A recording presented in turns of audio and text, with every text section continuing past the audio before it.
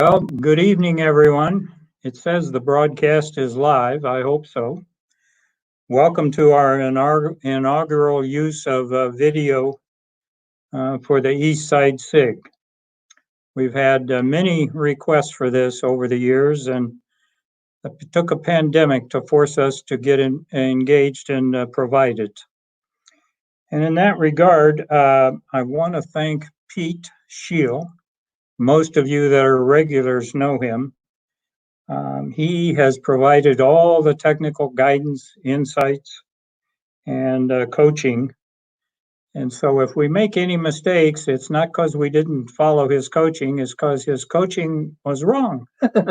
Sorry about that, Pete. Anyway, Pete has found all this and pieced it together, and it looks like it's going to be a wonderful thing. The event will be recorded in the YouTube channel for the chapter. So you just come to the YouTube channel and you'll find it if you miss some part or if some of it is memorable and you want to play it again. So just to give a recap, it's been a horrible year for our SIG. We started the year early on with a cancellation due to bad weather. Most of you may find that a distant memory at this point, but I remember it. And then that was followed in March by cancellation when the King County Library System notified us that the pandemic would be closing the library early.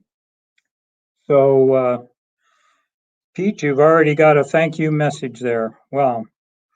Okay, we're going to try this tonight and hopefully again in June. Some of the history, the national organization has been getting a lot of pressure from the members to provide some kind of video conferencing resource. And they started out with GoToMeeting. Pete and I and Brian experimented with that. I just found it too complex, and I think they did as well. We made that as our report, by the way, unsolicited to the headquarters. And then on Friday, I think it was, they came back and said, okay, we're not going to go with GoToMeeting, we're going to go with Zoom. So that's probably what we'll use in June if they stick with Zoom. Anyway, it's something I've been using with the grandkids, and it's something if they can learn it, I can. So I figure that's a pretty good tool. For those of you that are not used to the YouTube video, in the right side is your messaging, and just go ahead and type in messages. During the presentation, if you have a question for Brian in particular, you can go ahead and type it in. Pete will be moderating the questions because he's got the magic wand there of the power, and he'll get the questions. I think he can put it on screen even, so be careful what you type. But he's going to be the ones interrupting Brian and giving him the questions every now and then. Let me see, I got any more notes? I think that's about it. The market has been a real roller coaster. So let's see if Brian can explain how his portfolio, Muscular portfolios, moderate that while keeping an upward trend. So Brian, with that, I'm going to turn it over to you, and the floor is yours. Really want to thank you and the Eastside SIG and Pete Scheel and everyone who has put this together. I know it's a very trying time. We're all staying at home. We're all remaining 6 feet away from each other and wearing our face masks. And the market has been going like gangbusters since April, so somebody knows something. But we had a real scare there in February and March when the market hit an all-time high February 19th, and then it had the fastest slide into a correction in history and the fastest slide from an all-time high to a bear market, 20% down in history. And then it wound up something like 33, 34% down, which looked like it was going to really go in the tank. And surprisingly, people found value in it and picked up on it. So tonight, I'd like to talk with people about keeping our losses small and not having our emotions driving our trading, but having our formula driving our trading, doing what the mechanical indicator says rather than guessing, should I tilt left or should I tilt right? So I want to give you a word from our sponsor tonight, because Amazon has just done a very incredible thing. And they have, for some reason, decided that they want to give people 50% off on the book. And so anybody out there who thinks their wife or their husband or their dog would enjoy the book, you can get it for 50% off. And I don't even know how long Amazon is going to have that on. But you go into Amazon and put the book in your cart, and then you type in the coupon code MP50 at the checkout, and it gives you 50% off right there. So that's our sponsor for tonight. What I would like to go into is what actually is happening in the market and what we can do about it. So one of the things that I consider to be a real test of portfolios is how they handle corrections, bear markets, and crashes. I consider a correction to be 10% down. I consider a bear market to be 20% down. And I consider a crash to be 30% down. The S&P 500, including dividends, adjusted for inflation, has a 30% crash every 10 years on the average. So what you see on the screen is one of the two muscular portfolios that I have been talking about since my book came out in 2018. This is the Papa Bear portfolio. We also have a Mama Bear, and we also have a Baby Bear. These three portfolios were designed by Mevin Faber, the author of the Ivy portfolio, Steve Lecomte, who is the CEO of CXO Advisory Group, and Jack Bogle, who is the late founder of the Vanguard Group and spoke for many, many years about a simple 50-50 stocks bonds portfolio being all people needed. What we're looking at on the screen is how the Papa Bear portfolio handled the crash from February 19th out to April 7th. So you see the March 23rd low, where the S&P 500, including dividends, was down almost 34% just in that 1 month period. But the muscular portfolio was not even in a correction. It was only down 8% at the time that everyone was freaking out, and it looked like the market was just going to keep going down to a 50% loss. And actually, if we look at the continuation from April 7th into May, the Papa Bear portfolio is actually in positive territory. It's actually above zero, and the market is still down, I think, in a correction. And it was down, a couple of percent today. So what we are seeing is that if we have a mechanical investing system, a formula that has been proven over the years, we can follow it and not have concerns so much about what we should do, how our emotions want us to trade. Who in February, on the 1st of February, was saying you should have 2/3 of your portfolio in bonds and you should have 1/3 of your portfolio in gold? I don't remember anyone advising me or advising the public or advising investors, be in bonds, be in gold, be in other asset classes other than US equities. Well, that's what the Papa Bear portfolio was doing. The formula was saying bonds are performing better now than the stock market. Gold is performing now better than the stock market. So why not be in the thing that's going up and not be in the thing that's kind of lukewarm? And that really helped us in hanging on during this fastest correction in history, the fastest bear market from an all-time high in history. So we weren't really concerned because the Papa Bear portfolio wasn't even in a correction. Now, as I go through this presentation, I want to invite people to submit questions. And you do that by typing into the chat room. And Jim and Pete are going to look at them and interrupt me and feed questions to me so I can go to another slide and talk about whatever aspect of investing you want to. So, Jim, do you have any questions from the chat room so far?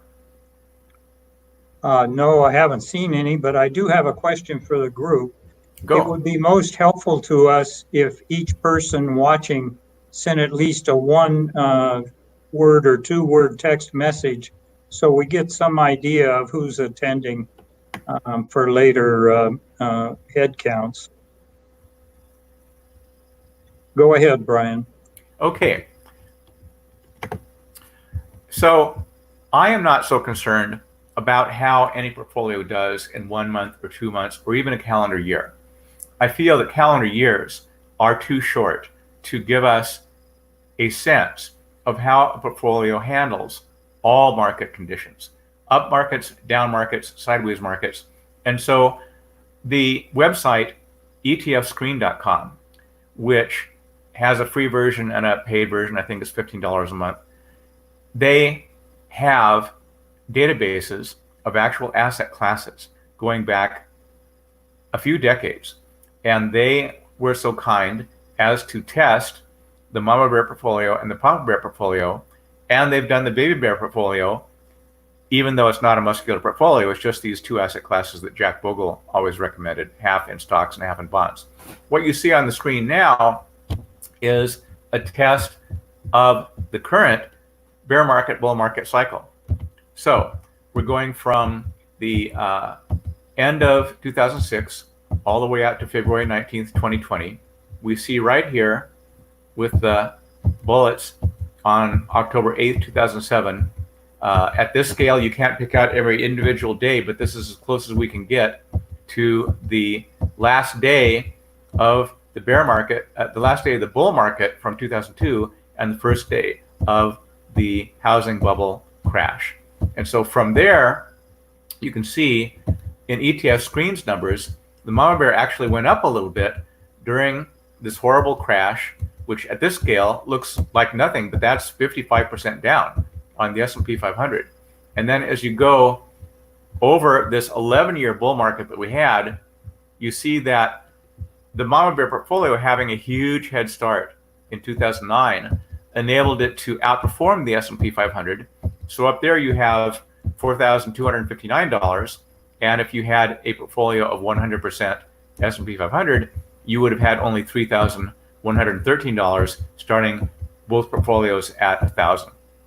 Now, the interesting thing that I find about the most successful portfolios, and this has been repeated in studies by the Vanguard Group and studies by Mark Hulbert, which I'll talk about, is look at this run of the Mama Bear portfolio from 2009 to the end of the bull market, February 19th, 2020. At no time in the bull market was the Mama Bear portfolio outperforming the S&P 500. So again, at this scale, it's hard to see exactly what's going on, but the SPY has a steeper curve than the Mama Bear portfolio. And I feel this is one reason why too many people will not adopt muscular portfolios, so they start getting overgrazed and they stop working. Because what kind of investor is going to wait 11 years to see whether the portfolio that is underperforming the S&P 500 will outperform it over a complete bear bull market cycle? And I'm such an investor. I feel that the stock market crashes 30% or more every 10 years. I'm going to live another 10 years. I'm going to be investing for another 10 years. And I think most people who are listening to this talk will live another 8, 10, 12, maybe 20 years, maybe 30. And we will experience another bear bull market cycle, and we'll experience another one and another one. And the trick is that it's not how much you make during the bull market that counts, it's how much you keep during the crashes. And so keeping the losses of the portfolio small during corrections and bear markets and crashes, I find to be key to every portfolio that outperforms the S&P 500 over long periods of time, like 10 years. So does anyone have any questions about this run by the etfscreen.com? This is Pete here. We got a couple questions, Brian. First about asset classes. Mike asks, how many times were asset classes changed in the period depicted on this graph? How many times was an asset class changed in the depiction that's on this graph? First of all, let us make sure that everybody knows what we're talking about when we're talking about asset classes. You generally have equities and fixed income like bonds, and you have hard assets. The equities can be divided into US stocks and other country stocks. The fixed income can be divided into government bonds and corporate bonds. The hard assets can be divided into real estate trusts, commodity funds, and gold funds. So the answer to the question is that the Mama Bear portfolio and the Papa Bear portfolio both involve changes 9 times a year out of the 12 months of the year. So there are 3 months that you don't even do anything. The picks that the portfolio formula is making are the same in 1 month as they were in the last month. As a matter of fact, May 1, we didn't make any changes in either of those portfolios because they were still staying with their bonds and commodities and gold and real estate. I forget what the exact choices were. You can look on the site at muscularportfolios.com, and it lets you go back 3 or 4 months to see exactly what the portfolio formula was picking out. And so I like it because most 401k plans and educational tax deferred plans and other kinds of programs that employers offer to the employees prohibit any trading in your 401k more often than once a month, maybe twice a month. So any plan that involves trading too often is generally not available to people who have a tax-deferred savings plan at work. Any kind of program that requires us to purchase individual stocks is generally prohibited by 401ks and other tax-deferred plans like that. And so I've been spending my time over the years looking for portfolios that use asset classes, use mutual funds that almost any 401k is going to have, looking for portfolios that don't require trading more often than once a month. Did that answer the question? Yeah, I think so. Let me go to another question here, if you don't mind. Yes. Glenn asks, are you surprised that the Mama Bear has outperformed the Papa Bear since 2007? Do you suspect this will change going forward? Yes, it's surprising to me. I always thought the Papa Bear would be the one that was going to outperform the Mama Bear because it had more assets to choose from. Now let's go to the next test, which is the Papa Bear portfolio itself. And what we're looking at over the long term, which was published in the Muscular Portfolios newsletter on April 13th, is that the Papa Bear portfolio did not outperform the S&P 500 as much as the Mama Bear did. So let's go back to the Mama Bear. You see it had a 10.9% annualized gain, and we can see up here on the screen.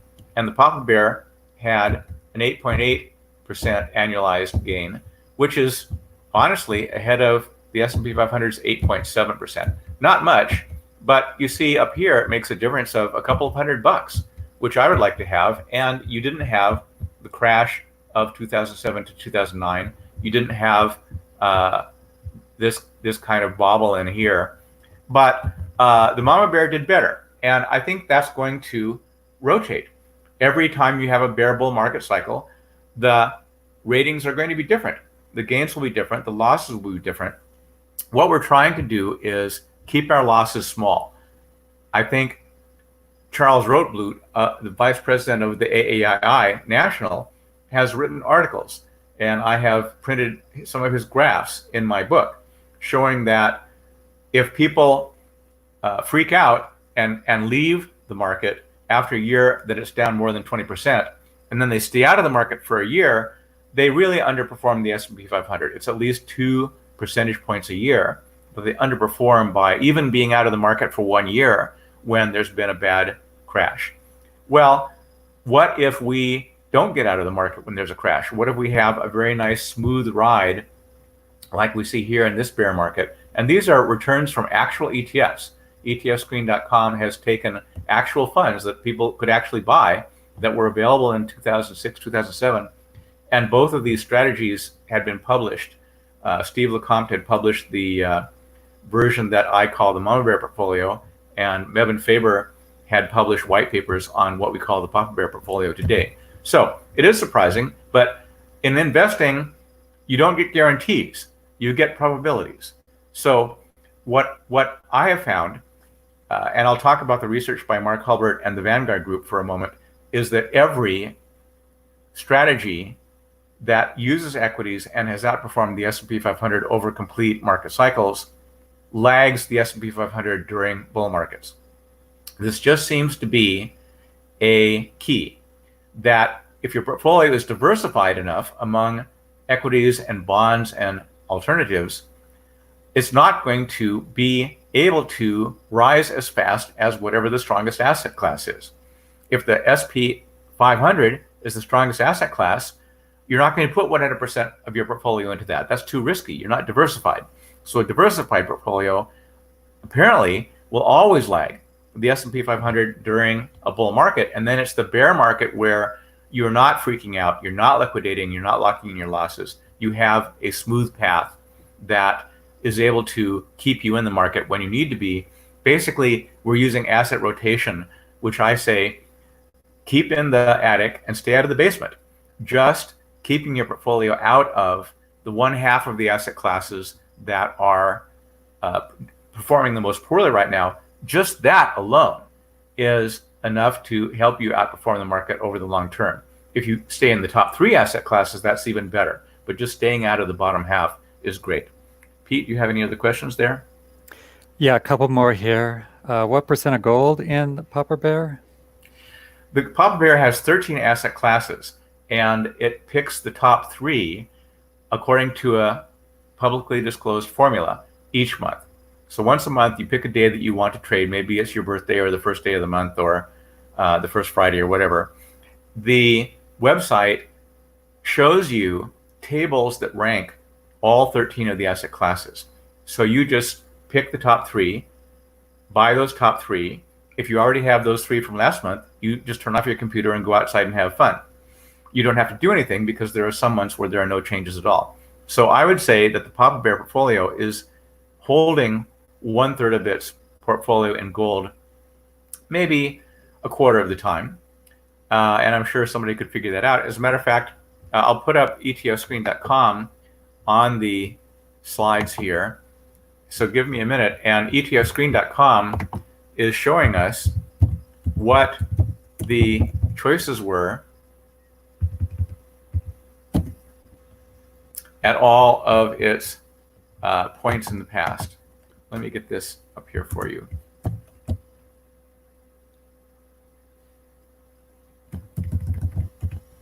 This is etfscreen.com's record of how the Mama Bear portfolio has done in history.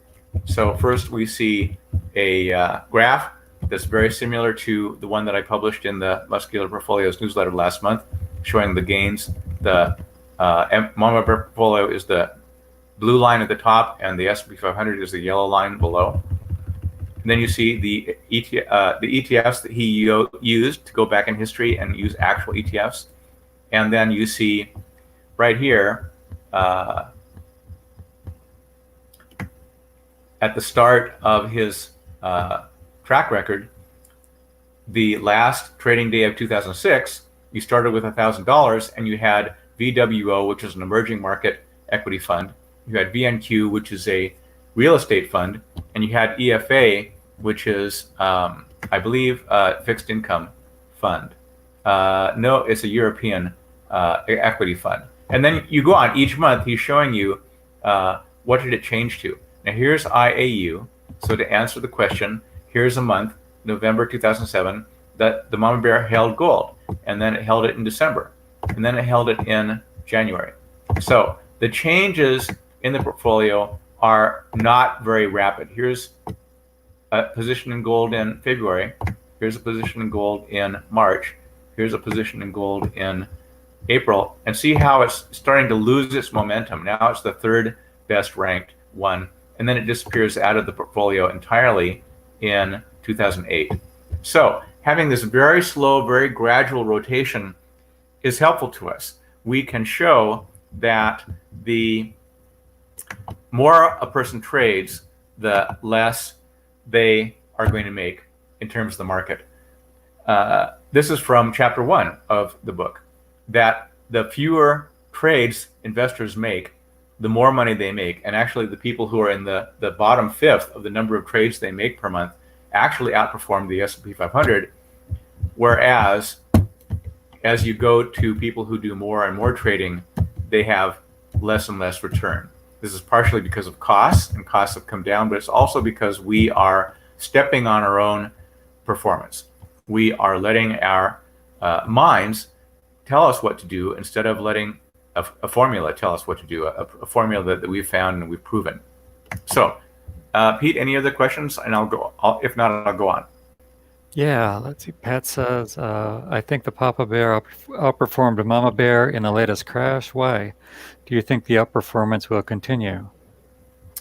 Well, it's absolutely true that the Mama Bear outperformed the Papa Bear in the complete bear bull market cycle. But in the 2020 year to date, the Papa Bear is far outperforming the Mama Bear. So I kind of resist even showing you the slide of February 19th through April because it's such a short period of time, it has no statistical significance. We don't know why one formula would work sometimes and the other formula would work better. The Mama Bear is simply ranking the ETFs based on how much they've gained over the last 5 months. That's it. It's very simple. It's fully disclosed. Anybody can figure it out. You can use any number of free websites to get the ranking. The Papa Bear uses an ETF's average of its 3-month, 6-month, and 12-month performance. So it's a little more complicated.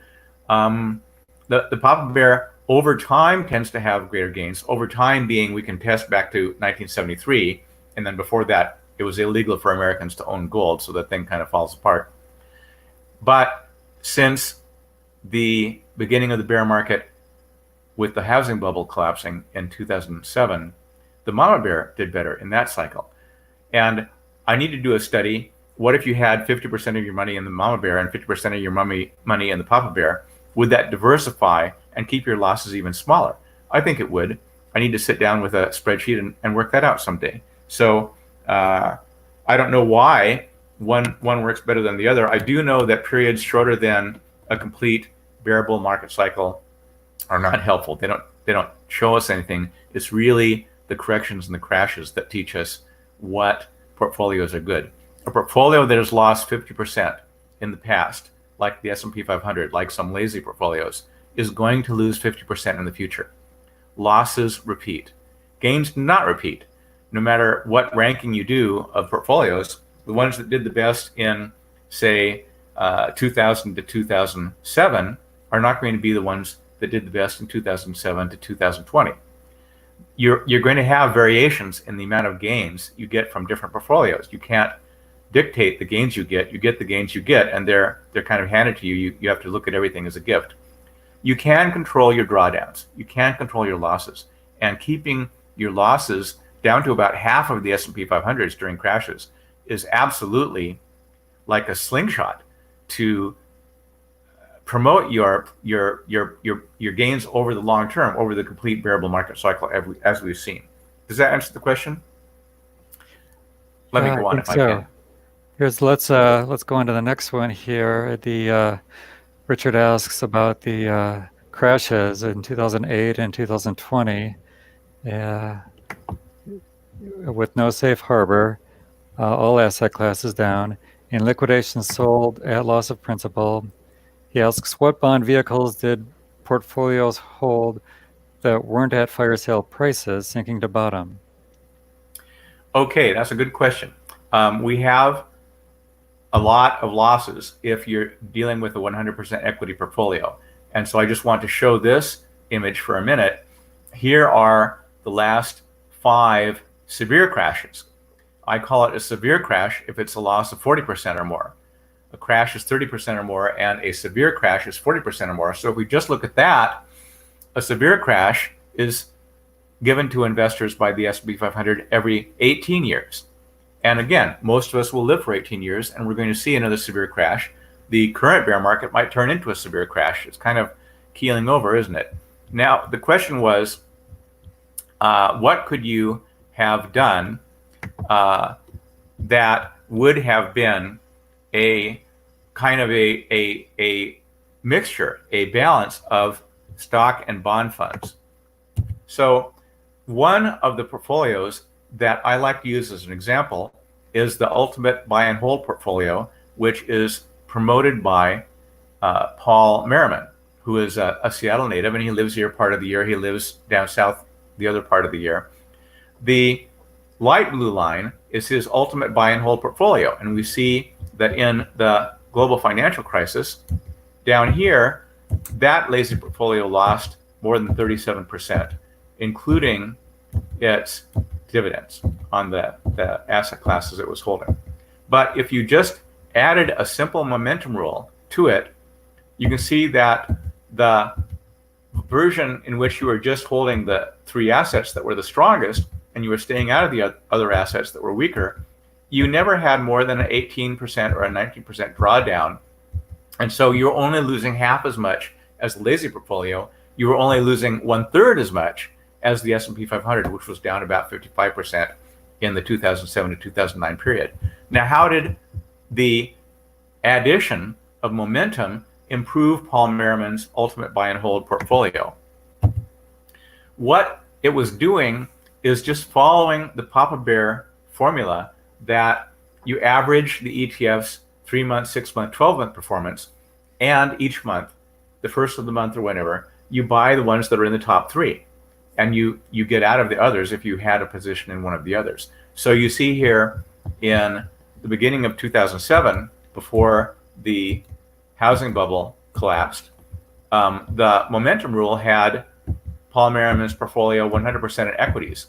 And then it was 11 months later, it wasn't until December 2007, that we saw the rule giving the ultimate portfolio a position in bonds. 1 month later, you had 2/3 of your money in bonds, and 1 month later, you had 100% of your money in bonds. And then we kind of see this alternating pattern where the formula would go into equities and it would go into bonds then again and back and forth. And finally, you were 100% in bonds at the end of November 2008, right here. And you were in bonds for that whole gut-wrenching period when it looked like the whole world was falling apart. It may be hard to remember March 2009 now, but we just couldn't see the market forming any bottom. It was just down, down, down. But then after March 2009, the formula got Paul Merriman's mixture of asset classes back into 100% equities only 3 months later. And then off you go. You're in equities and you're taking advantage of that big bounce that came after the low of March 9th, 2009. So you can go back and look up what was going on during some of these periods. The point is that you don't really need to catch any asset at the very top and get out of it. A momentum portfolio is going to buy high and sell higher. You're going to get into something after it's shown an upward trend. So you've already missed the bottom, but there is no formula that tells you the exact day that any asset has hit the bottom. There's no formula that tells you the exact day that the market rally is over. What we're doing is just playing the odds. We're just using our probabilities to say, well, it looks like bonds are performing a little better than the S&P 500 now. I'll put less money into the equity asset classes and I'll put more money into the bond asset classes. Does that answer the question? I think so. How about this one? How does it determine the top 3 monthly choices? Well, that is a good one. Let's see if I can find. Let's go over to this little site here.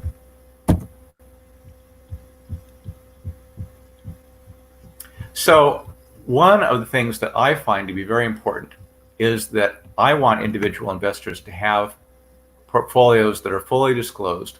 Everything about them is public. There's no black boxes. There's no secret formulas. And so I set up the website, muscularportfolios.com, in order to make sure that people could have the information absolutely free. And so if we look at this page here, this is how you determine what the assets are that are ranked in the top 3 by the Mama Bear formula. So here we have right now, as of today, if you are switching today, we have bonds, gold, and T-bills. And as you look farther down, this column is the 5-month gain. The next asset class down has a negative momentum. It isn't even a good buy.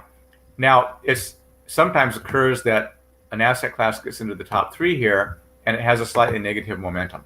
We buy that anyway, because we found that if they're in the top 3, a little bit of negative momentum turns into positive momentum because that asset class is doing really well. I want to show you one more feature about this that's free, which is this little orange calendar widget down here.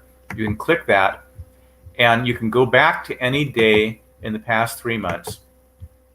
Let's pick the end of February here. So February 28th, I've just changed to whatever the picks were on February 28th. And back then, you see this is the time when the market was really keeling over. You really had a drop in the market starting February 19th. And the Mama Bear was already in treasury bonds of long duration, gold, which is a great hedge, and emerging market stocks. So you're out of the US equity market entirely. Let's just go to one more page, which is the Papa Bear portfolio. That has 13 asset classes, as I mentioned. Right now, it's in treasury bonds, gold, and 10-year treasury notes. So it's got a pretty heavy exposure to fixed income assets right now. But that is great, because look at how well the fixed income assets have done. The long-term treasury bonds are up 31% over the last 3, 6, 12 months. Gold is up 18 something, and 10-year treasury notes are up 8 or more percent. And you see the other asset classes in that period of time just are lagging, or they're really negative. And again, you have the little orange calendar widget. I can't go any farther back than, well, I can go back to February 3rd. Let's go back to February 3rd. As of the beginning of February, this is before the crash started on February 19th, the Papa Bear portfolio was already 2/3 in treasury bonds and high quality corporate bonds. It had only 1/3 position in large cap growth stocks in the US. By the end of February, it had gotten out of that. So you were really protecting yourself. You were rotating your assets into the classes that were going up and getting your money out of assets that were going down. So that's how we determine the picks. ETFscreen.com is also showing the picks for free. And I'm going to show you a remarkable site next, which a lot of its information is free. It has a free and a premium version, but the free information is just fantastic. Unless we have another question before I go into that. Yeah, Mike asks, when trading out of one asset class for another, do you sell a small piece of the winners to maintain a 33% even balance? Do you sell some of the winners in order to maintain a 33% equal balance? The answer is no. One of the chapters of Muscular Portfolios, the book, is about rebalancing. And academic studies have shown that when you're using this kind of multiple asset class investing, it makes you more money if you don't rebalance the top assets until one of them is more than 20% out of its allotment. And so let's say that you have $300,000 and one asset has 100,000, a second asset has 100,000, a third asset has 100,000. Well, if one of them grows to a dollar amount of more than 120,000, it's more than 20% off. It's $100,000 share. Another asset may be down to 80%, $80,000, and that's 20% off your $100,000 share. So then you do some rebalancing, but it's not necessary to sell things to get back to a perfect 33% share. Just bringing them closer together is enough. So read that chapter on rebalancing without getting all upset about it. So let me go into this new website, which I find to be a very exciting service, which mostly is free. And I just discovered a month ago. And this fellow who runs it is named Felix Bertram, and he lives in Kirkland, Washington. Even though he and I have lived in the same metropolitan area for about 10 years, we'd never run into each other. We didn't know about each other. I just found him by doing searches on some terms that I like to look at in Google, and he had something on his website, and I found that it was very informative. So here we have the Felix Bertram version of the Mama Bear, showing what it would have actually made over the past 13 years using actual ETFs that you could actually buy. So he likes to use calendar years and stay on the calendar year boundaries, so he's not accused of cherry picking the best date to start and the best date to end. So here we are with $1,000 the beginning of January 2007. By the time that you get into the end of the bear market, March 9th, 2009, the 60-40 portfolio that most pension funds follow is down almost 36%. The Mama Bear portfolio, he shows using the formula, actually had a small gain, which I felt really good about that. Every time the market is down, I mean, it's kind of like crocodile tears. Oh, I feel bad for people. But I wish that they would learn how to avoid losses, how to manage their portfolios without their emotions, without jumping in and out, and without daily or weekly trading. And then Felix Bertram's site shows the Mama Bear outperforming the 60-40 portfolio, which most 401k plans are putting people into now. They're called target date funds. And then the 60 portfolio is down here, the 60-40 pension model portfolio.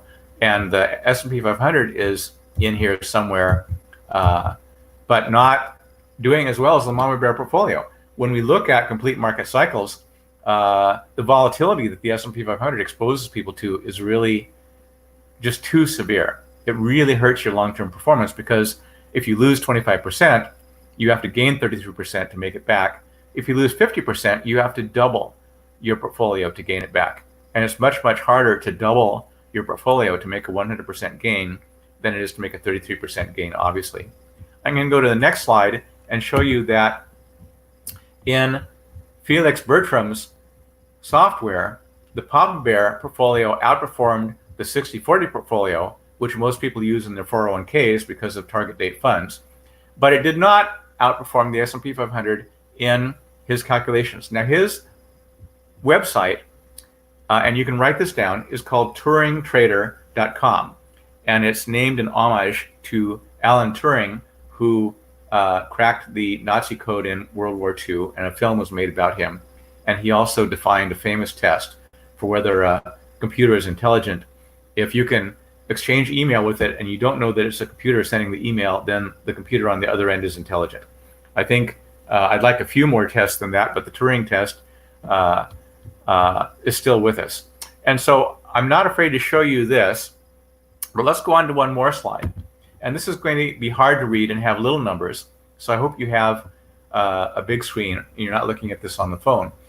But the TuringTrader.com site has done this kind of real world actual ETF prices, actual ETF returns for 10 different models here. We have 1 through 10, and they're ranked in order of how well they did in this full bear market cycle, starting from the housing crisis to the all-time high that we had on February 19th, 2020. So the Mama Bear portfolio came in number 2 in just outright raw gains in that period of time. The S&P 500 was only down here 178% gain starting from the last day of the bull market in 2007. So the other portfolios, about half of these portfolios did as well or better than the S&P 500. And then you find ones that are really hyped, like Tony Robbins, the inspirational speaker. Right here, he came out with a book called Money and promoted a thing called the All Seasons portfolio. It was revealed by the New York Times some weeks later that he had a secret kickback arrangement with the firm that he recommended people use to manage their money. Gary Antonacci's Dual Momentum is very popular, and his book has done very well, but his portfolio did not do as well as the S&P 500. and is more risky because it only switches between 3 different ETFs, and you only hold one ETF at a time. So I found that to be too limiting and too risky and too concentrated in one asset at any one time. And you see that it did not have a market-beating result. And so the point that I'm trying to make, and these illustrations, the last 3 that I showed you, will be in the Muscular Portfolios newsletter that is coming out tomorrow. And you can sign up for that free at the Muscular Portfolios website. If you have a portfolio that's really heavy in U.S. equities, look at this. The S&P 500 was down more than 55% just in that horrible 18-month period that we call the Great Recession. And the 60-40 portfolio that people are being put into by their employers when they sign up for a 401k plan, that had losses that are far beyond the 20% or 20%, the 20 or 25% level that I think people can actually learn to tolerate. And then the S&P 500, look at this. It made a 500% gain in the 11-year bull market that we've just had, one of the largest, longest bull markets in history. Even the best diversified portfolio up here, which kind of by random chance came up to the top, and all of the gains are random. You know, you can't guarantee that this same order is going to recur in the next bull bear market cycle. But even the best number 1 diversified portfolio in these rankings didn't outperform the S&P 500 during a bull market. They outperformed the S&P 500 during the complete bear bull market cycle. When people focus on very short results, like 1 year, 5 years, or 10 years, they tend to drop out the bad bear markets, like the housing bubble collapsing, the global financial crisis. You need to have a bear market and a bull market, preferably more than one cycle, 2 or 3 if you can get them, to see how a portfolio actually performs. And so you look at the drawdowns here, we're looking for portfolios that are never going to lose more than 20% or maybe 25% in the worst 50% meltdowns of the S&P 500. And so, of course, you see the vanilla 60-40 portfolio here losing almost 35% and the S&P 500 losing 55%. Those clearly fail the test. I feel bad. I know people who lived through the crash of 1987. The Dow went down 22% in a single day, which we call Black Monday of 1987. And I know people who liquidated all of their investments the next day. So they got out at the exact bottom of the crash of 1987, which was actually almost a 3-month keel over of the S&P 500 and the Dow Industrials. Well, they didn't get back into the market for years. So they got out at the exact bottom and then missed the strong bounce that the stock market usually takes after it has had a crash. So are there any questions about the last 3 slides that I just showed? We looked at the TuringTrader.com comparison of actual ETFs if you follow the Mama Bear portfolio versus having a balanced 60-40 portfolio. And we saw their tracking of the Papa Bear portfolio. And then we saw their rankings of the 10 monthly asset rotation portfolios that they track. And so I'm very, very pleased the Mama Bear and the Papa Bear show up in the upper half of these rankings. It may be that in the next bear bull market cycle, the Papa Bear outperforms the Mama Bear. I think these things are not guaranteed.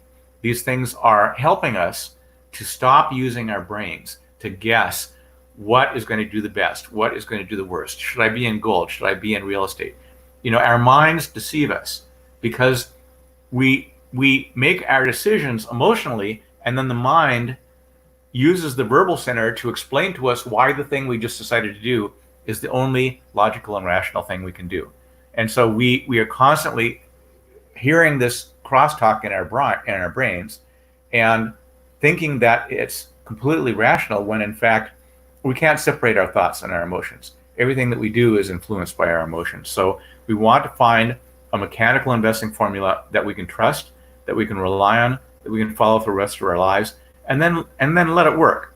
And as I said, the Mama Bear and the Papa Bear are never going to be adopted by the masses because individual investors overwhelmingly pick formulas to invest in based on their 1, 2, 3 year performance.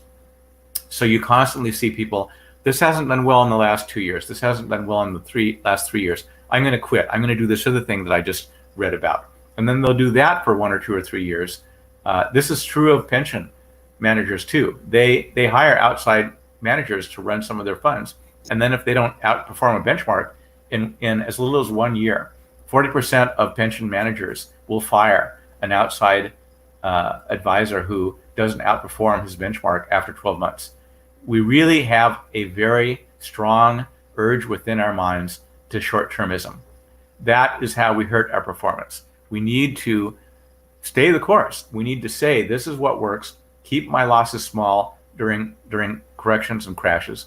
And then I don't really care how much I make during the bull markets, because whatever it is, it's going to beat the S&P 500 over the complete bear bull market cycle. And Jim and Pete, do you have any other questions here? Yeah, there's some more questions from the audience here. What would be the performance of the Papa Bear in the latest crash if the monthly trade date was on the 19th instead of where it is right now? Well, I would say this.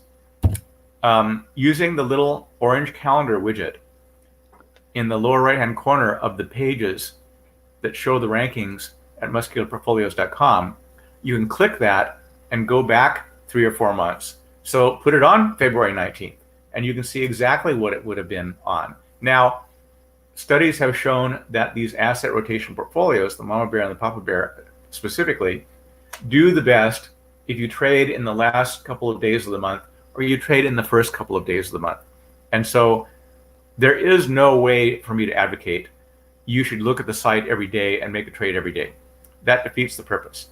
What we're doing is following the 4-factor model that you may have heard of, that was pioneered by Eugene Fama and Kenneth French, who have published many papers. Eugene Fama is at the University of Chicago. He won the Nobel Prize in Economics along with Robert Shiller, I think in 2013. They have written many papers that what makes asset classes outperform. If they're related to the market, if they have a strong correlation with the market, they'll rise more than bonds. Secondly, if they have a small cap focus, like on small cap companies in the United States, they'll do better than the market. And if they have a value factor, they'll do better than the market. That was the 3-factor model. And in the 90s, they added a 4th factor, which was momentum. And they found that any model that didn't use momentum as a factor didn't perform as well as if it did. Since the time that they wrote those studies in the 90s, we found that the small cap factor is pretty much an illusion.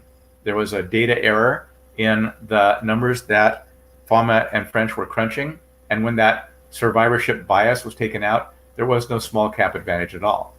The value factor has a different problem, which is that sometimes value stocks go up more than growth stocks, but the value factor simply disappears for decades at a time. I think in the last 15 years, growth stocks have outperformed value stocks. It's just not a factor you can rely on.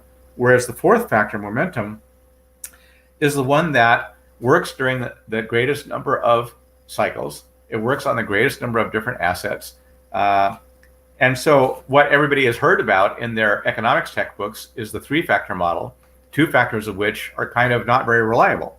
And the 4th factor model hasn't gotten into the college textbooks, so nobody knows about it. So we might as well use it. Did that answer the question about what if you had been in the portfolios on February 19th? Yeah, they can go to the website to see the exact info. And then the next one here, do the 3 selected asset classes always turn out to be equal weighted? I'm going to follow up on the last question, which is here is the exact pick that the Papa Bear portfolio was in on February 19th. And it's the same as it was on February 1, is long-term treasury bonds, gold, and large cap U.S. growth stocks. And I mentioned that by the end of February, it had gotten rid of its ranking of the U.S. equities, and it had switched to something else. The question is,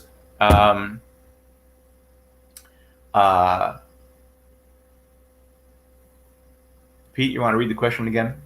Oh, yeah. Do they always turn out to be equal weighted?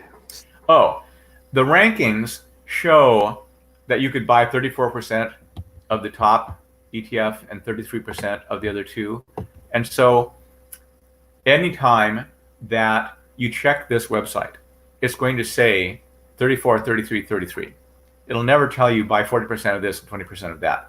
That's because equal weighting is actually a powerful tool. What it does is it keeps you from having an opinion. I'm going to buy 40% of this instead of 33%. I'm going to buy 10% of this instead of 33%. It takes our opinions out of it. What you are trying to do is avoid the asset classes that are in the bottom half. That right there is the biggest benefit to you of using a mechanical investing formula. By staying out of the basement, you're avoiding the asset classes that are the ones that are going to crash. Before the S&P 500 crashes, it keels over, it loses momentum. That's why in February 1, February 19th through much of February, the Papa Bear portfolio was 2/3 in alternative assets, either treasury bonds or in gold. That really helped it when we were doing that slide of the month of February through April.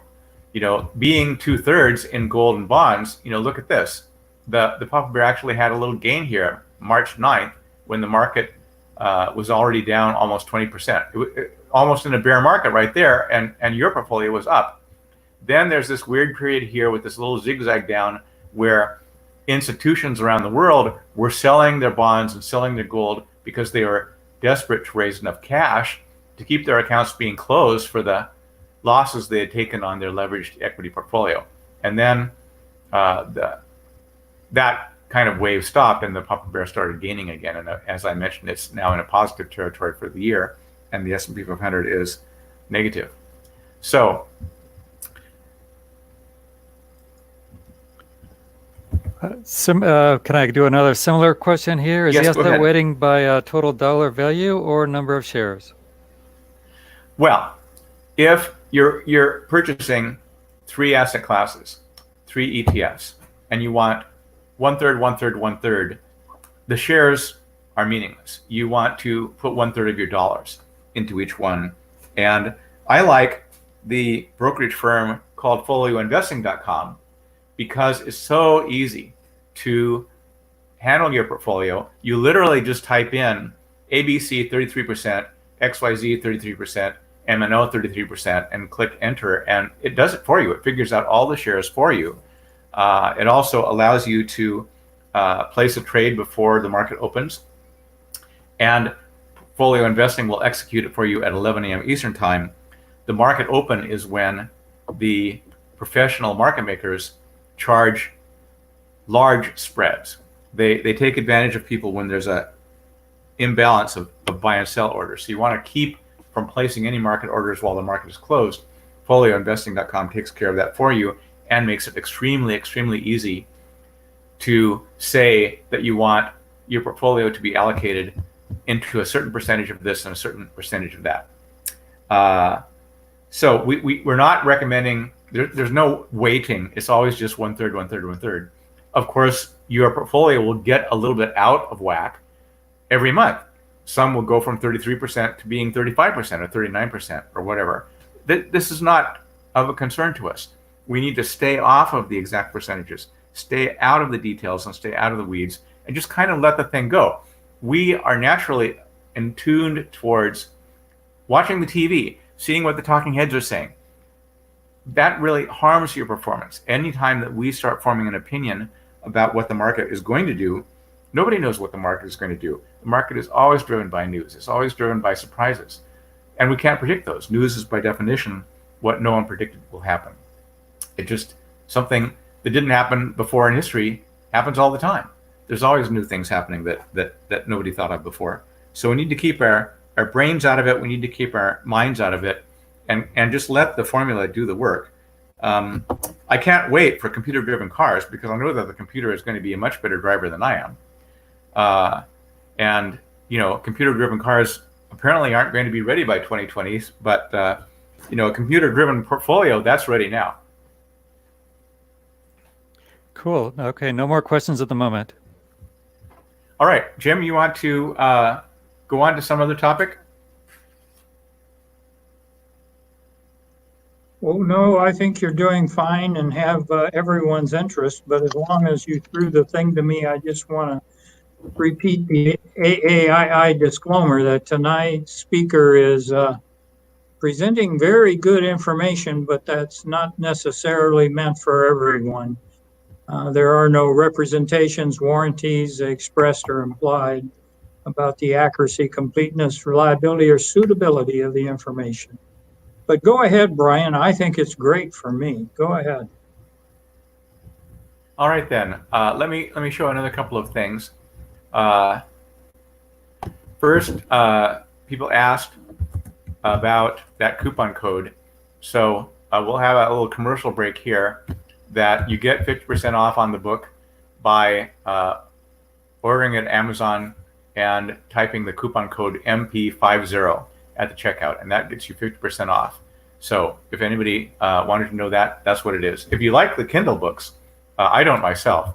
I think the screen is too hard to read. I like a good hardcover color book myself. But the Kindle is also on sale, and the code is MP799.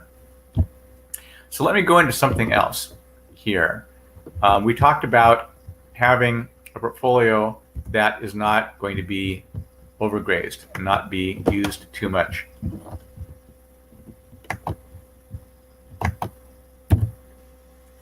This is why muscular portfolios are not going to be overgrazed by traders and professionals and high-speed computing centers around the world. The job applicants are being interviewed, and the CEO says, how should we trade to attract rich clients to our hedge fund?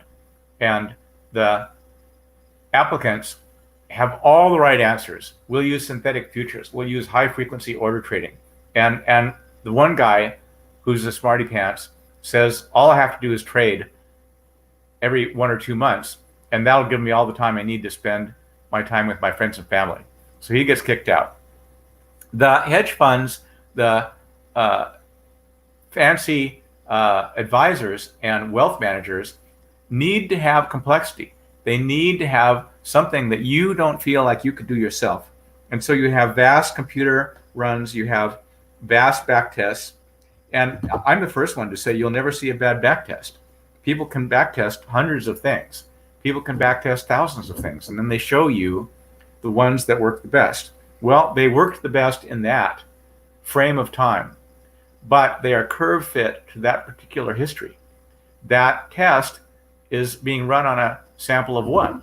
You've got that one history, and we don't know which of millions of possible futures the stock market is going to take coming up in front of us. So I have tried in my book and in my research not to back test anything.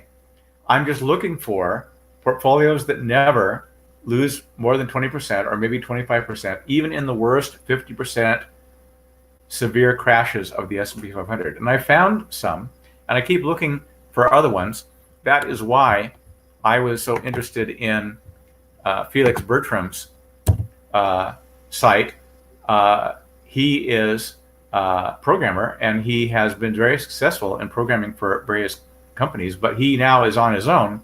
He is a registered investment advisor in Kirkland, but he runs this site, and he charges people $49 a month to get all of his signals, all of his daily and weekly trading strategies, which, you know, I think trading every day, if you like it, fine, but you should do it for fun. I don't think that is really the way to make money.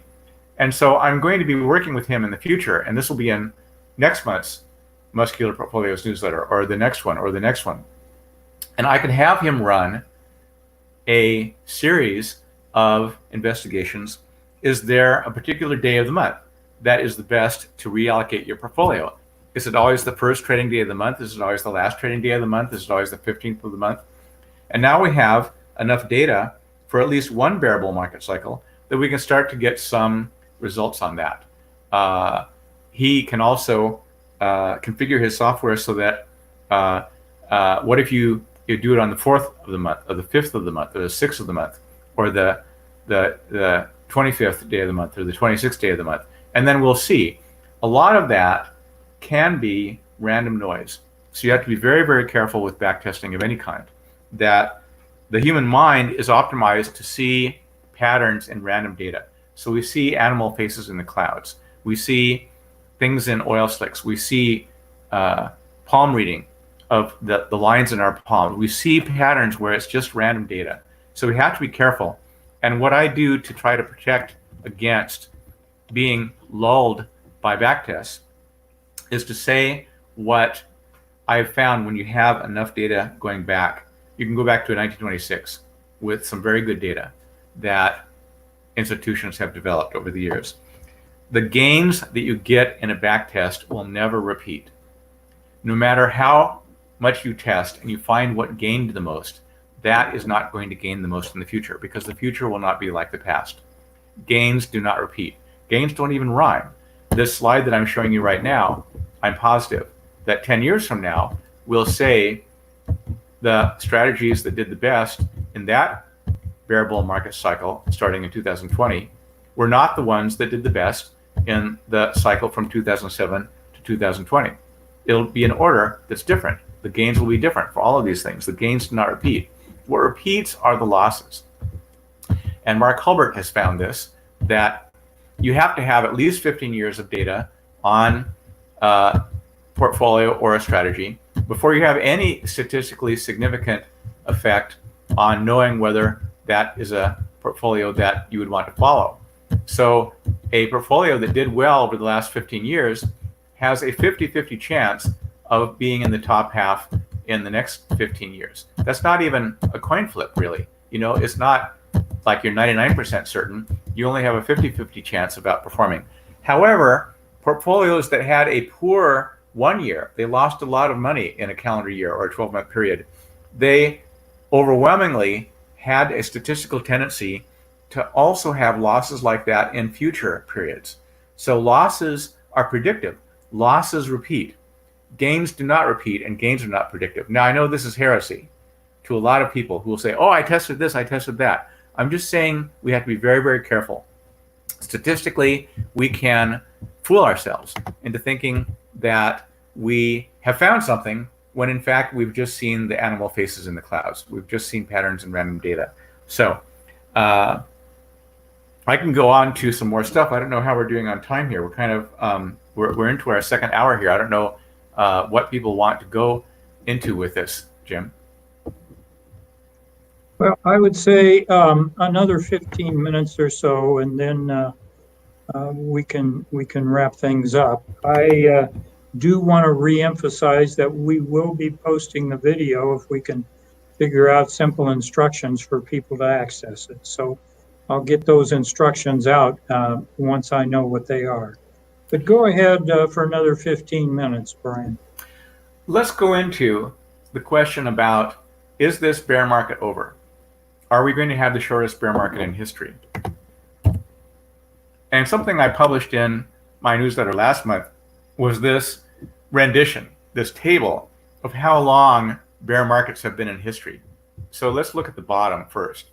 The average bear market going back to 1872 lasted for 43 months. That's 3.5 years.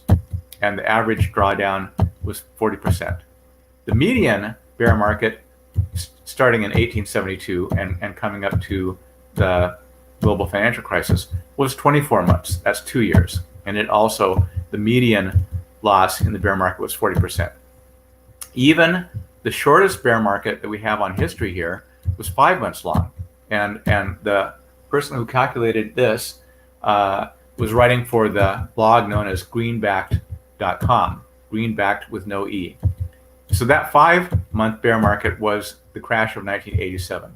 So if this is hard to read, these are years here, starting in the year 1872, June, and then 1881 in July, and so on. So he's done us quite a service, because what people don't want to hear is this one.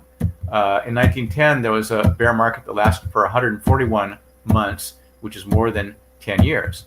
And the longest one was 153 months, which is more than 12 years. Now, we could be doing that, or we could be doing a bear market that's 5 months. But I think it's a little unrealistic to think that you can have a bear market that was only 1 month and we will get away scot-free. Any questions from anyone about that?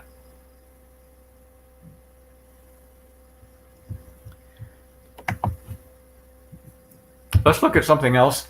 This is a pattern that was graphed out by Goldman Sachs Global Investment Research Department. And so they're showing three different kinds of bear markets: a structural bear market, here a cyclical bear market, and an event-driven bear market.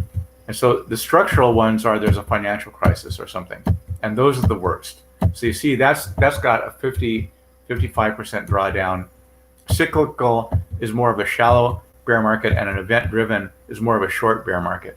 That it is because somebody was assassinated, or there's a war, or there's some other kind of disaster that people have to deal with. So the length can range from, down here you have a event-driven bear market that's over in about 10 months. Here is a cyclical bear market that was over in about 2 years. And here is a structural bear market, which the global financial crisis strikes me as a structural bear market, that there was a real reason why it didn't just snap back to growth. It didn't just snap back to new highs. The banks had really overextended themselves. They had made a lot of liar's loans. They had a lot of exposure out there. Everybody was leveraging their housing loans. And so that was a structural problem that had to be worked out. And you can see that's almost 4 years there before you ended that.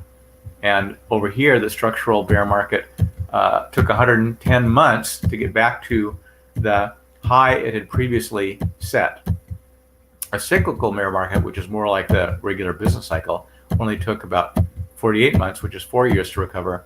And if it was a news-driven or event-driven bear market, it looks like it only took about a year and a half to get back to its previous highs.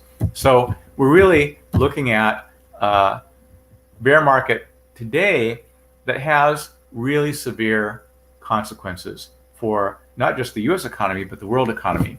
People can't leave their homes. People can't go to the workplace where they're used to having all their equipment, all their papers, all their books, all their tools. And this is going to be a slow valley that we are going to have to climb out of. No one is going to snap their fingers and say, okay, now there's no COVID-19, you can all go back to work. It's going to be a very, very slow recovery. I saw a great photograph today of a restaurant in Amsterdam in the Netherlands, which is right on the bay. It's right on the water. And they've set up tiny little greenhouses that are about 8 feet by 8 feet. I guess I should say 3 meters by 3 meters. And these tiny little greenhouses, you can have up to 3 people inside of them, and they have to be related. They have to be a family. And then the waiters come around and serve your hot food to you on 6-foot planks, like giant oars, but they're these long, skinny planks, and there's your hot meal, and they slide it through the little window, and you're eating it in your greenhouse there. You have the beautiful sea, the beautiful bay right out there outside of your, it's like totally in glass. You're in a glass house. And the restaurants in Amsterdam are not supposed to open up again until a few weeks from now. But when they do open up, those little greenhouses are booked until the end of June. So people are really enjoying the opportunity to get out, but also they're safe. They're in there with their spouse. They're in there with their children or whatever, their dog. Well, I guess you shouldn't take your dog to a restaurant, but they're in there in this glass house, and nobody's breathing on them. So I think that's very funny. I don't know how this restaurant could make money, but it certainly is getting worldwide exposure through the press.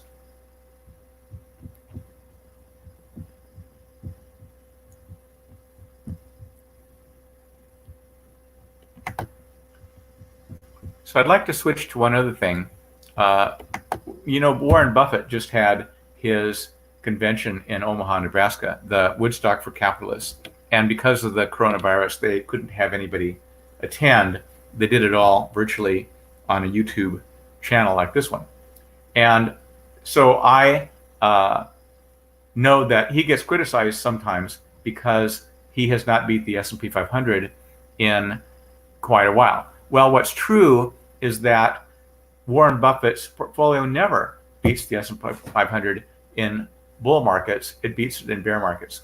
What we see in this graph, which is from cxoadvisory.com, is that Buffett's performance outperformed the S&P 500 a lot in the 70s and the 80s, which gives him a good performance overall. But the trend line is that he is just delivering same performance as the S&P 500 or less. I think it's less since this slide was made, which looks like it goes about to 2017. And so looking at how we want to structure our portfolios to get the gains that Warren Buffett got without just buying Berkshire Hathaway stock, because now Berkshire Hathaway stock is not going to do very much market-beating returns. We need to ask ourselves, how much did Warren Buffett outperform the S&P 500 during the last two bull markets? Did he outperform it by more than 5 percentage points annualized, 0 to 5, or he underperformed the S&P 500, or it cannot be determined? Think about this. Maybe write it down. Think of what your answer would be. How much did Warren Buffett outperform the last two bull markets? We can see them here, indicated with the arrow. Here's the 2002 to 2007 recovery after the dot-com crash, and here's 2009 to 2015 after the housing crash. How much did Warren Buffett outperform these two bull markets?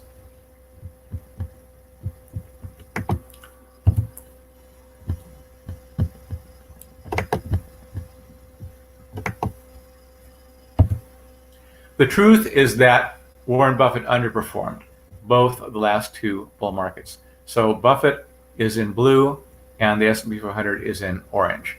So here we can see that Warren Buffett went up 56% in his BRK portfolio, but the S&P 500 during that same period, the recovery from the dot-com crash, went up 90%. It's almost twice as much. Over here, in the period of 2009 through 2015, Buffett went up 150%, which is nice, but the S&P 500 went up 208%, which is 1/3 more. Look at the bear markets. Here, the blue line, which is Warren Buffett, actually made a gain during the dot-com crash because Warren Buffett was diversified and not concentrated so much in one industry, which was technology. And look here in the housing bubble crashing. The S&P 500 was down 56%, and Buffett was down only 41%. That may not seem like a big difference, but these numbers compound. And so when you look back at his performance over the entire period from 2000 to 2015, most investors would kill to have performance like this. You know, he's up 169% up here on the right over that entire 16-year period, and the S&P 500 was only up 28%. It didn't even double in that period because the 50% drawdowns are just so hard to recover from. They just have this geometric level of difficulty. As the more they lose, they have to gain back not just as much, but twice as much or 3 times as much. And so those of us who are inspired by Warren Buffett, who's really shown the wisdom of long-term investing and really shown that it's not the trading that makes you money, it's the waiting that makes you money, has this secret, which I've written about in MarketWatch.com, but most people don't seem to get it, is that if your portfolio is beating the S&P 500 during a bull market, you're taking on too much risk. You're getting too concentrated. You're losing your diversification. You want a diversified portfolio. You want to buy in the attic and stay out of the basement. But any portfolio that has 3 assets at all times, it's mathematically impossible for it to outperform whichever is the top performing asset. You've got the 3, you can get the average of those 3's performance, you can maybe compound that, but there's always some asset that's going to be doing better than you during a bull market. During a bull market, everybody looks like a genius, but actually they feel like a fool because they're comparing themselves with an index that is just luring people in to crash them. It's an index that's just too volatile and too risky and too crash prone. But you know, we hear about the S&P 500 all the time, and it seems like, oh, why don't we get the returns of the S&P 500? Well, you do if you wait for it, if you let it grow on you. You don't get it if you try to chase it during the bull market, because as soon as you think you've got something working, the market will change and you'll crash. You see how fast the market went down in February and March. When I was going around the country doing seminars, I had 3 messages that I'm sure I repeated over and over like a broken record. 1, there's a bear market coming. 2, it will come when you least expect it, when everything is seemingly great. And 3, when the market has crashed, there's not going to be any obvious signal that that's the last day and here's what you should do instead. with Muscular portfolios, and I'd be happy to add more to the 2 that I have in the book. If I find some more, I will write about it in the newsletter. The portfolios that we found give you peace of mind. It takes 15 minutes a month. You look at it, and some months there's absolutely nothing to do. You just are done. You've got the same 3 this month that you had last month, and that was true on May 1 of this year. You shouldn't be obsessing about the market. The market doesn't reward you trading daily. It doesn't reward you trading even weekly. It rewards you from having a very slow level of trading. This is probably why 401k plans almost universally prohibit any changes in your portfolio more than once a month, maybe twice a month. Warren Buffett famously has said the stock market is a mechanism to transfer money from the impatient to the patient. Well, we should listen to this guy more often. It's nice to be one of the richest men in the world. He seems to be having fun with it. He certainly has a lot of people coming to his Woodstock for Capitalists, and after they have a vaccine for the coronavirus, maybe I'll go. He seems like a guy who it would really be fun to listen to. Okay, Jim and Pete, you want to see where we want to go next? Do we have any questions? Yeah, here's some questions. What ETF do you have and use for preferreds with qualified dividends? I bought FNCL preferreds and preferred closed-end funds deeply down. The CEFs already have 40% plus gain. Individual PRS 20% gain with 11% dividend. Well, I think the question is, what software do you have to make picks for preferred stocks or preferred bonds? I don't play that, so I don't have much to recommend. I think AEI National has a newsletter about picking stocks that pay high dividends. So I would refer you to that. Maybe Jim, the Eastside SIG, could do a session on preferreds at some point in the future, because I am kind of getting away from any picking of individual assets. It's just so hard to know what assets we should pick because our minds are so tricky. The minds are really kind of getting in our way and making us do the wrong thing. We just have this habit of jumping and zigging when we should be zagging. Anything else? Did you consider cash as one of the asset classes for the Muscular portfolios? I assume there are times when cash outperforms all assets. Well, the question is, did we consider using cash in the Muscular portfolios? The 2 Muscular portfolios in the book are clones. One, the Mama Bear, is a clone of Steve Lecomte's formula that he has publicly disclosed at cxoadvisory.com. And another is the portfolio that we call the Papa Bear, which is cloned from Evan Faber's 13 asset class white paper that he posted on the Social Sciences Research Network. The Mama Bear portfolio has cash as one of its 9 asset classes. And so there are times when 1/3 of your portfolio will be in cash. And we use SHV because that's an exchange traded fund that just doesn't lose money no matter how much the market is crashing. It's like a money market ETF. The Papa Bear portfolio does not have cash as one of its 13 asset classes, and that is because Evan Faber did a lot of testing and found that even in periods when interest rates were going up, which usually hurts bond performance, purchasing a 10-year treasury note when other asset classes were under stress and going down gave you better gains than holding cash. So the Papa Bear portfolio never has a position in cash. It might have a 100% position in bonds, because I think there are 4 different kinds of fixed assets in the Papa Bear portfolio. As a matter of fact, let's see. Here are the asset classes in the Papa Bear portfolio. So 30-year treasury bonds, is one, and then 10-year Treasury notes. Bevan Faber found that 10-year Treasuries always did better for you than holding cash in a period when equities were under stress, even in a period of rising interest rates, like we had a period of 4 decades of rising interest rates from about the 1941 to 1982. Well, that's terrible. When you've got rising interest rates, the bonds that you are holding go down in value because now people can get a higher interest rate than your bond has.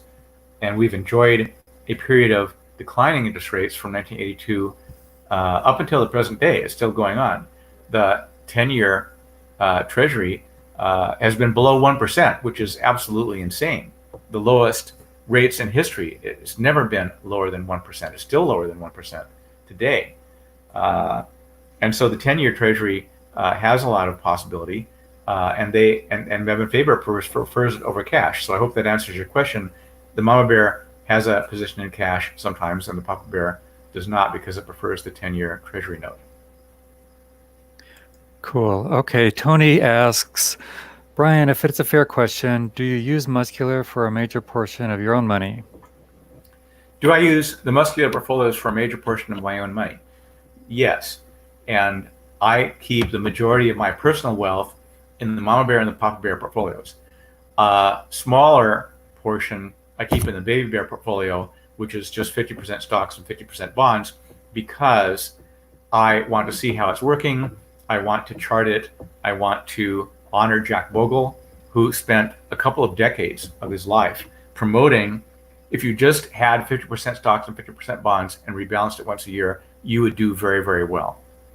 So the truth is that having those 3 portfolios, I can see what's going on. I can see what's working. And let me pull up something.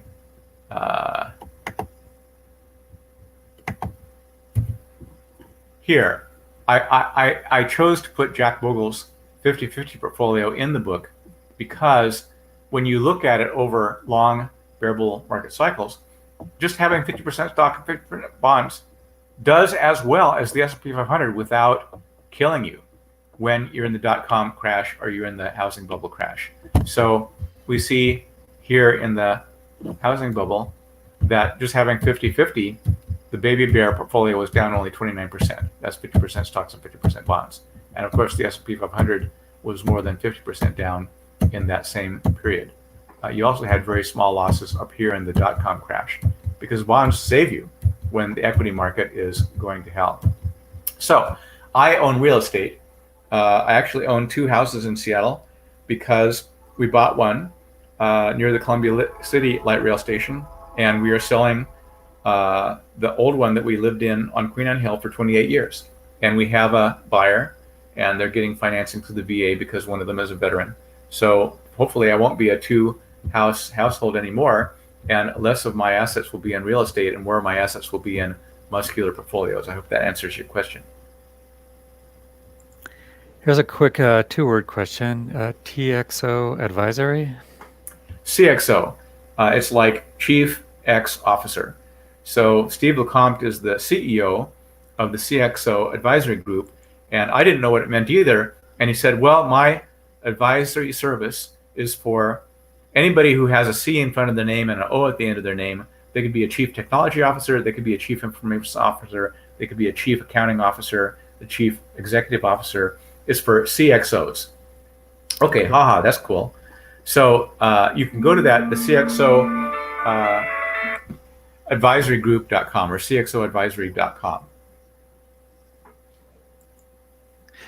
Okay, next question here. Dan says, great job, Brian. Do you have inverse ETFs in your portfolio to protect it during the bear market? The question is, do we have inverse ETFs in the portfolio or in any of the portfolios? No. And I want to say something about that because there is some excitement about inverse ETFs. You think, well, when the market goes down, I'll have inverse ETFs and then I won't lose money. But it doesn't work that way. And I'm going to show you why when I get this graph up here.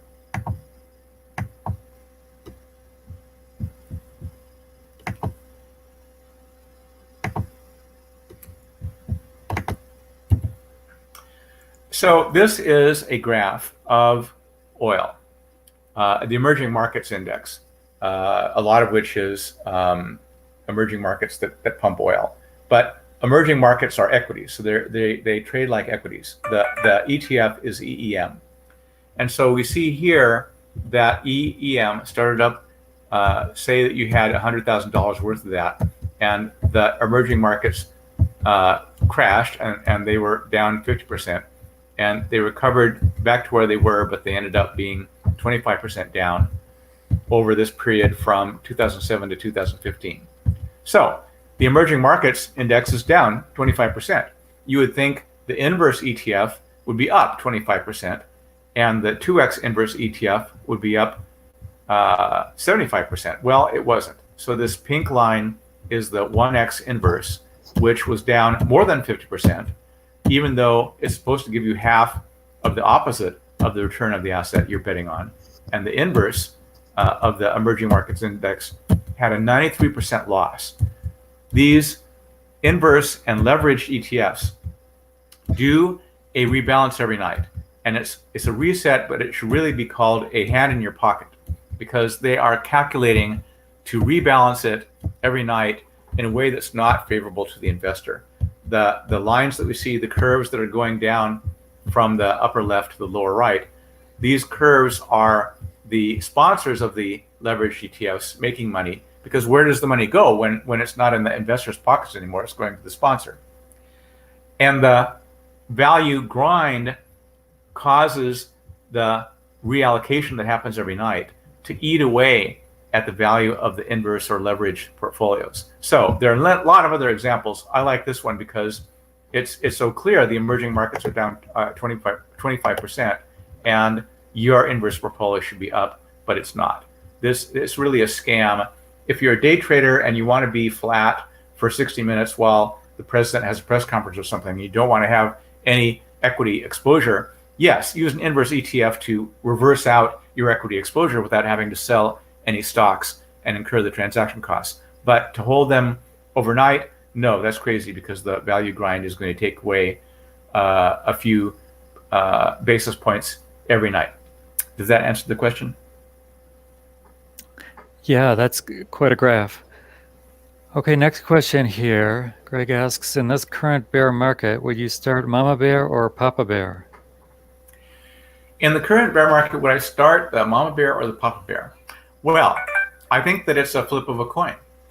I don't think you can predict which will make a better gain in the coming bear bull market cycle. I don't mean to be a cop-out. I don't wish to dodge the question. I would say subscribe to the newsletter, and I'll do a study on what would happen if you kept a 50-50 portfolio of the Mama Bear in one half and Papa Bear in the other half.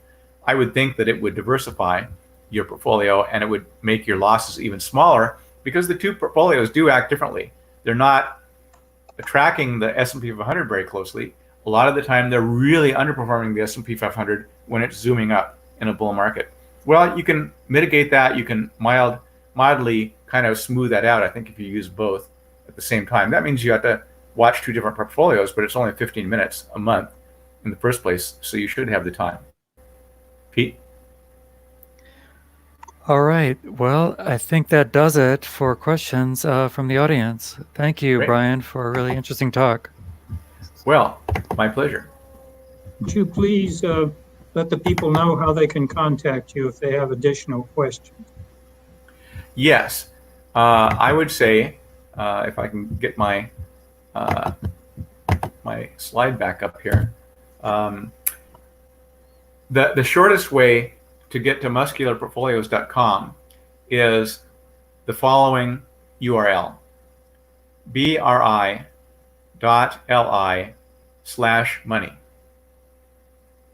That's bri.li/money. That takes you to a page on muscularportfolios.com, which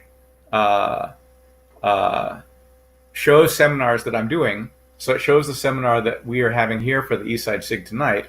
And I'm also doing a seminar that will be 1 to 2 hours long this Saturday at 9 a.m. Pacific time that is sponsored by the AAI Portland chapter.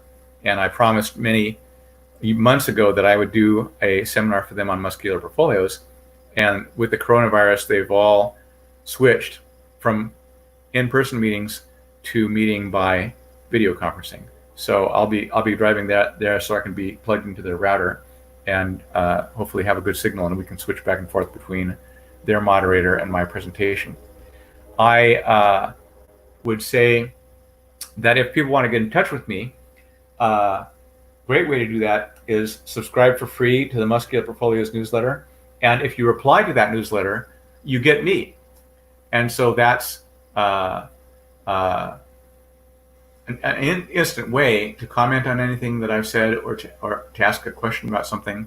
I can't give personal advice, but if you say, how does this little orange widget down in the corner work? I can explain how the calendar works, and you can go back to any date in the last 4 months and see what the choices would have been. So how's that, Jim?